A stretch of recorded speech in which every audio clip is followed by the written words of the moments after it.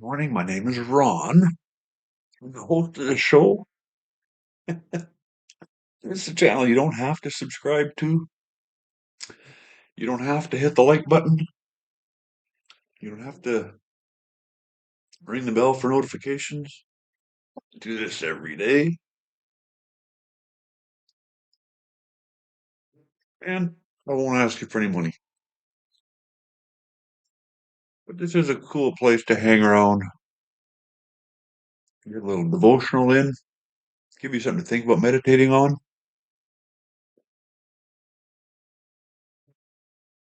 And obviously keeping track of my gut loss program, which is doing pretty good. After that week 13 where I went up in weight, I'm back on track. Week beginning of week 14. And yeah, today is Super Bowl Sunday. We're gonna have some friends over later on, and I'm gonna do a little bit of eating this evening. So just my one meal prior to football will be this salad, a bran muffin with butter, and a few pieces of half slices of bacon. Because I know I'm gonna take in some calories tonight.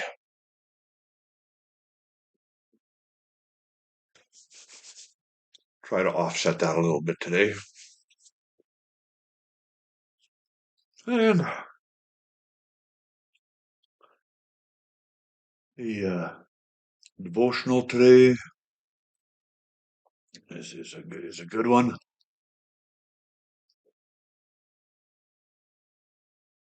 And thinking I might add a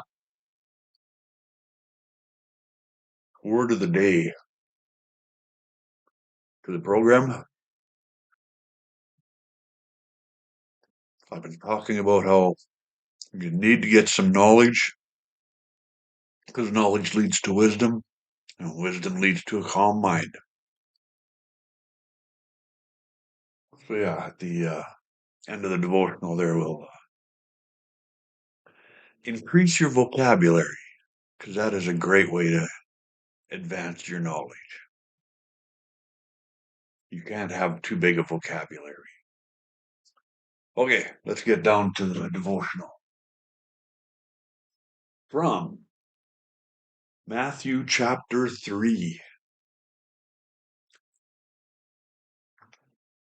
the baptism of Jesus. Oh.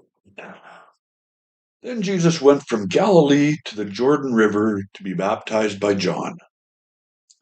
But John tried to talk him out of it. I am the one who needs to be baptized by you, he said. So why are you coming to me? But Jesus said, it should be done, for we must carry out all that God requires. So John agreed to baptize him. After his baptism, as Jesus came up out of the water, the heavens were opened, and he saw the Spirit of God descending like a dove and settling on him. And a voice from heaven said, this is my dearly loved Son, who brings me great joy. Amen. Amen. Excuse me. That's interesting reading. Jesus had to follow the same rules as we have to.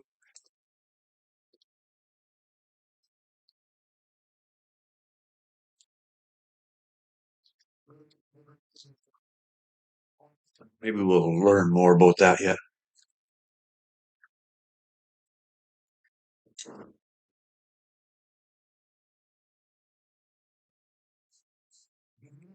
Now we just need a little bit of context from our daily bread reading.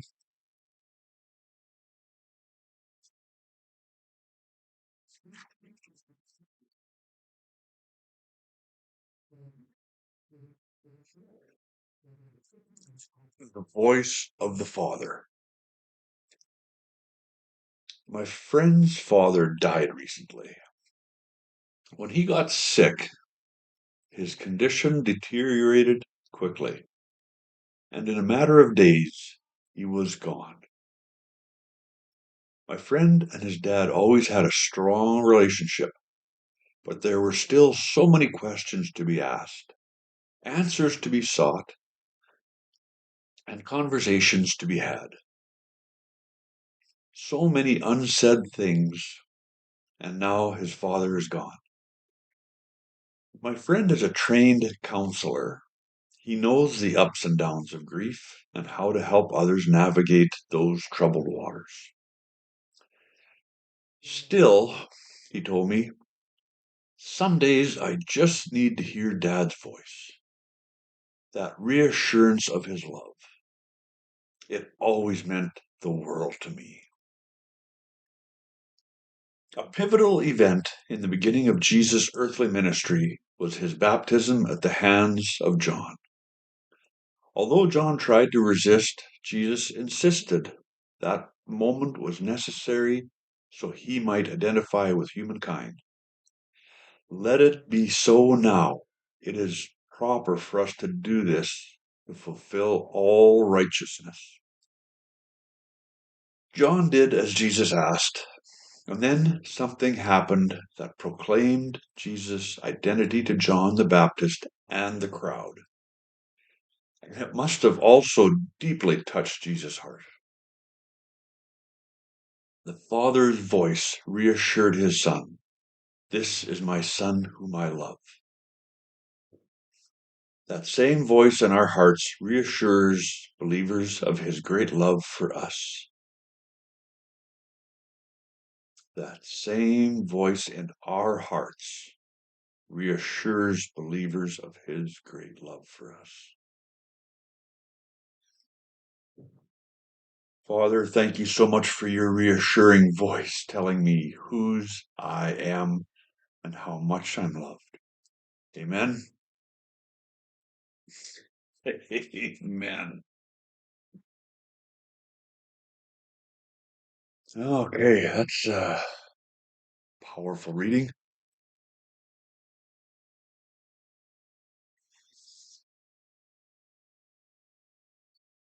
Definitely something to dwell on. I've never heard the audible voice of God.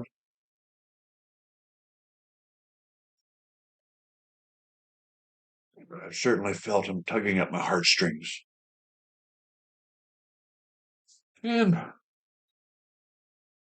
the word for today, to increase your vocabulary, is malevolent.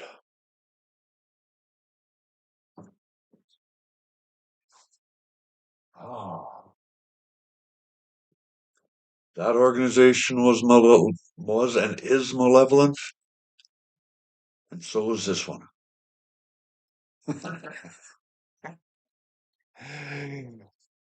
Y'all have a great day. If you're watching the game tonight, enjoy the ever living daylights out of it. And God willing, we'll see you tomorrow.